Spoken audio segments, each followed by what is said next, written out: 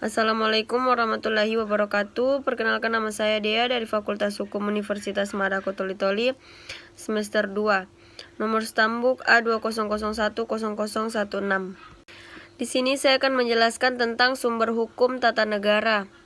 Sumber hukum tata negara adalah sekumpulan peraturan hukum yang mengatur organisasi negara, hubungan antar alat kelengkapan negara dalam garis horizontal dan vertikal, serta kedudukan warga negara dan hak-hak asasinya. Pengertian sumber hukum. Sumber hukum adalah segala apa saja yang menimbulkan aturan-aturan yang memiliki kekuatan yang memaksa, mengikat, dan apabila aturan tersebut dilanggar terdapat sanksi yang tegas.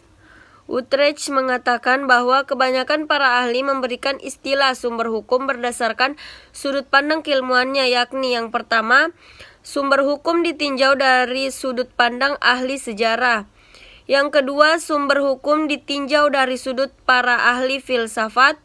Yang ketiga, sumber hukum ditinjau dari sudut para ahli sosiolog. Yang keempat, sumber hukum ditinjau dari sudut ahli ekonomi. Yang kelima, sumber hukum ditinjau dari sudut ahli religius. Yang keenam, sumber hukum ditinjau dari sudut pandang ahli hukum. Utrecht membagi sumber hukum yakni yang pertama, sumber hukum material. Sumber hukum material adalah sumber hukum yang menentukan isi hukum. Yang kedua, sumber hukum formil, yakni sumber hukum yang dikenal dari bentuknya, karena bentuk itu menyebabkan hukum berlaku umum, diketahui dan ditaati. Macam-macam sumber hukum tata negara. Yang pertama, sumber hukum material, dan yang kedua, sumber hukum formil, meliputi undang-undang, kebiasaan, traktat, jurisprudensi, dan doktrin. Sumber hukum material ialah sumber hukum yang menentukan isi hukum. Sumber hukum ini diperlukan ketika akan menyelidiki asal-usul hukum dan menentukan isi hukum.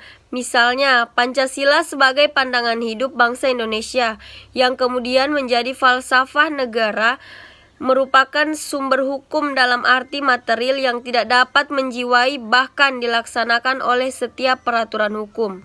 Menurut TAP MPRS nomor 19 MPRS garing 1966 tentang tata urutan peraturan perundang-undangan Republik Indonesia, yang menjadi sumber hukum perundang-undangan Republik Indonesia adalah Pancasila. Artinya, Pancasila merupakan sumber tertib hukum dalam arti sumber dari segala sumber hukum. Hal ini mengandung pengertian bahwa Pancasila merupakan pandangan hidup, kesadaran dan cita-cita hukum serta cita-cita kemerdekaan individu, masyarakat, bangsa Indonesia, jiwa dari rakyat Indonesia. Dengan kata lain, Pancasila sebagai sumber tertib hukum, bahwa sumber hukum yang berlaku di Indonesia baik formal maupun material seluruhnya bersumber pada Pancasila. Beberapa alasan Pancasila sebagai sumber tertib hukum di Indonesia yakni: yang pertama, Pancasila merupakan isi dari sumber hukum. Yang kedua, Pancasila merupakan pandangan hidup dan falsafah negara. Yang ketiga, Pancasila merupakan jiwa dari setiap peraturan yang dibuat, diberlakukan, serta sesuatu peraturan perundang-undangan atau hukum maupun bertentangan dengan jiwa Pancasila harus dibatalkan atau tidak berlaku. Sumber hukum formil, yakni sumber hukum yang dikenal dalam bentuknya. Karena bentuknya inilah sumber hukum formil diketahui dan ditaati sehingga hukum itu berlaku umum. Sumber hukum formil, hukum tata negara meliputi yang pertama, undang-undang. Yang kedua, kebiasaan atau custom dan adat. Yang ketiga, perjanjian antara negara atau traktat. Yang keempat, keputusan hakim atau jurisprudensi. Dan yang kelima, pendapat ahli hukum terkemuka atau doktrin. Secara lebih spesifik, Profesor Dr. Jimli Asyidik membagi sumber HTN menjadi 7 macam, yaitu: yang pertama, nilai-nilai konstitusi yang tidak tertulis. Yang kedua, undang-undang dasar baik pembukaannya maupun pasal-pasalnya. Yang ketiga, peraturan perundang-undangan tertulis. Yang keempat, jurisprudensi peradilan. Yang kelima, konvensi ketatanegaraan. Yang keenam, doktrin ilmu hukum yang telah menjadi ius communis opinio doctrum. Dan yang ketujuh, hukum internasional yang telah diratifikasi atau telah berlaku sebagai hukum kebiasaan internasional. Undang-undang. Undang-undang dibagi menjadi dua. Yang pertama, undang-undang dalam arti sempit dan undang-undang dalam arti luas. Undang-undang tahun 1945.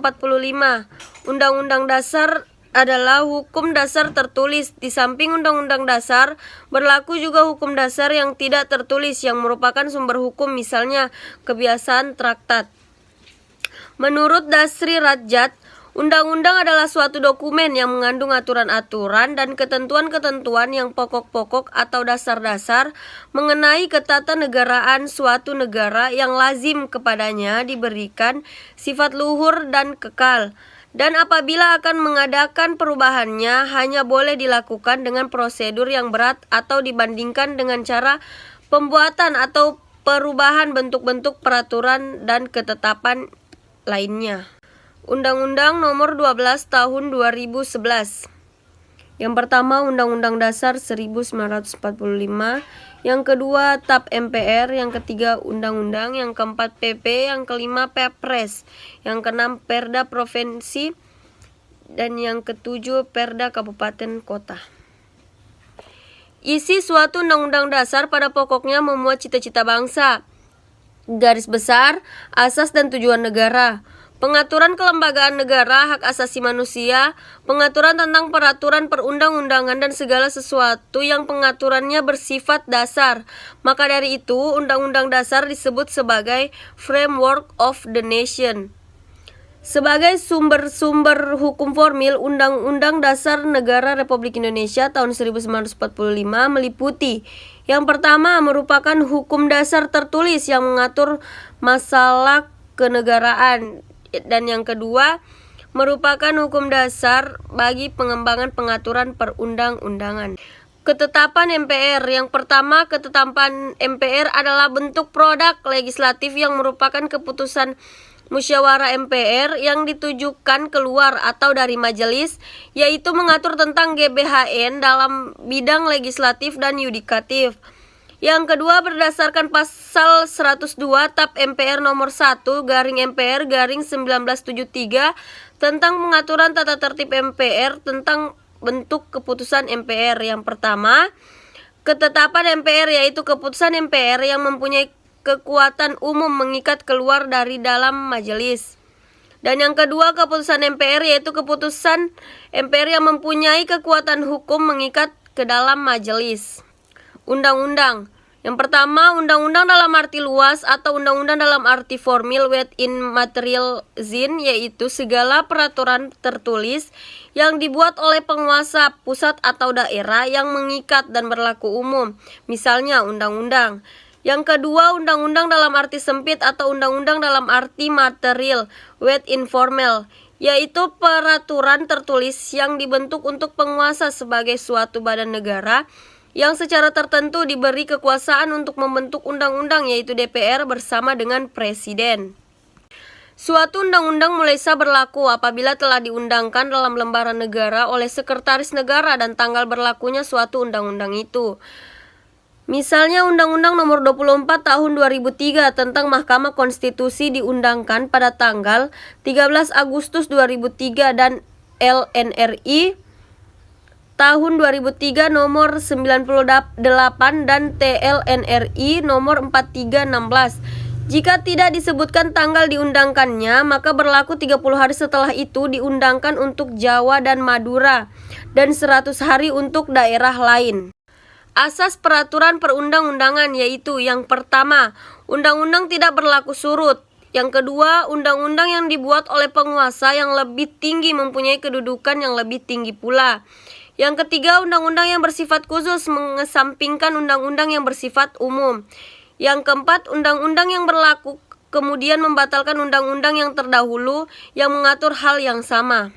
Suatu undang-undang tidak berlaku apabila: yang pertama, jangka waktu berlakunya yang telah ditentukan oleh undang-undang yang bersangkutan sudah habis. Yang kedua, keadaan atau hal untuk mana undang-undang itu dibuat sudah tidak ada lagi. Yang ketiga, undang-undang dicabut oleh instansi yang membuat atau instansi yang lebih tinggi. Yang keempat, telah ada undang-undang yang baru yang isinya bertentangan atau berlainan dengan undang-undang yang dahulu berlaku. Peraturan pemerintah pengganti undang-undang atau Perpu. Perpu dibentuk dalam hal kegentingan yang memaksa atau karena keadaan yang mendesak. Dasar hukum pasal 22 Undang-Undang Dasar 1945 yang pertama dalam hal ikhwal kepentingan yang memaksa presiden berhak menetapkan peraturan-peraturan sebagai pengganti undang-undang. Yang kedua, Perpu harus mendapatkan persetujuan DPR dalam sidang berikutnya. Yang ketiga, tidak dapat mendapat persetujuan DPR dalam sidang berikutnya, maka Perpu harus dicabut. Contoh Perpu Ormas atau Perpu Ormas, Perpu nomor 2/2017 yang diterbitkan pada tahun 2017 untuk memecahkan masalah organisasi masyarakat yang tidak sesuai dengan falsafah negara Pancasila. Undang-undang yang ada dianggap tidak memadai dan terlalu berbelit untuk mengatasi keberadaan organisasi-organisasi masyarakat yang tidak sepaham dengan Pancasila seperti Hizbut Tahrir Indonesia atau HTI. Peraturan pemerintah yang pertama, peraturan penetapan PP untuk menjalankan undang-undang sebagaimana mestinya. Pasal 5 ayat 2 Undang-Undang Dasar 1945. Yang kedua, di dalam suatu undang-undang dapat memiliki beberapa peraturan pemerintah, misalnya Undang-Undang Nomor 32 Tahun 2009 tentang PPLH. Yang pertama, Peraturan Pemerintah Republik Indonesia Nomor 46 Tahun 2017 tentang Instrumen Ekonomi Lingkungan Hidup. Yang kedua, Peraturan Pemerintah Republik Indonesia Nomor 27 Tahun 2012 tentang Izin Lingkungan. Peraturan Presiden. Perpres adalah peraturan perundang-undangan yang dibuat oleh Presiden. Materi muatan peraturan Presiden adalah materi yang diperintahkan oleh undang-undang atau materi untuk melaksanakan peraturan pemerintah. Menurut Undang-Undang Nomor 12 Tahun 2011 tentang pembentukan peraturan perundang-undangan dan Peraturan Presiden Republik Indonesia Nomor 87 Tahun 2014 tentang Peraturan Pelaksanaan Undang-Undang Nomor 12 Tahun 2011 tentang pembentukan peraturan perundang-undangan. Fungsi Peraturan Presiden atau regeling adalah menyelenggarakan pelaksanaan administrasi negara dan administrasi pemerintahan. Pasal 3 ayat 6 TAP MPR nomor 3/MPR/2000. Sedangkan landasan formal konstitusionalnya adalah pasal 4 ayat 1 Undang-Undang Dasar 1945, yaitu menyelenggarakan kekuasaan pemerintah negara mengenai lingkungan hidup, administrasi negara dan pemerintahan.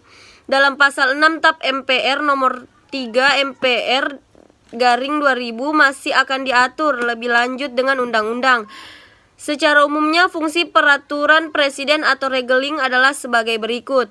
Yang pertama, menyelenggarakan peraturan secara umum dalam rangka penyelenggaraan kekuasaan pemerintahan atau sesuai pasal 4 ayat 1 Undang-Undang 1945.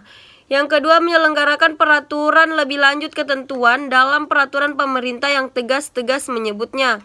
Yang ketiga, menyelenggarakan peraturan lebih lanjut ketentuan lain di dalam peraturan pemerintah meskipun tidak tegas-tegas menyebutnya. Peraturan daerah. Yang pertama, peraturan daerah dibentuk oleh pemerintah daerah. Peraturan daerah dibuat oleh DPRD bersama-sama pemerintah daerah. Yang kedua, khusus untuk rancangan peraturan daerah atau APBD. Rancangannya disiapkan oleh pemerintah daerah yang telah mencakup keuangan DPRD untuk dibahas bersama DPRD. Kebiasaan atau konvension. Kebiasaan adalah perbuatan manusia yang tetap dilakukan berulang-ulang dalam hal yang sama. Apabila kebiasaan itu diterima masyarakat dan kebiasaan itu selalu berulang-ulang dilakukan sedemikian rupa sehingga tindakan melanggarnya dianggap sebagai pelanggaran perasaan hukum, maka disebut hukum kebiasaan. Itulah tadi penjelasan tentang sumber hukum tata negara. Lebih dan kurangnya saya mohon maaf. Saya akhiri, wabillahi taufik walhidayah. Wassalamualaikum warahmatullahi wabarakatuh.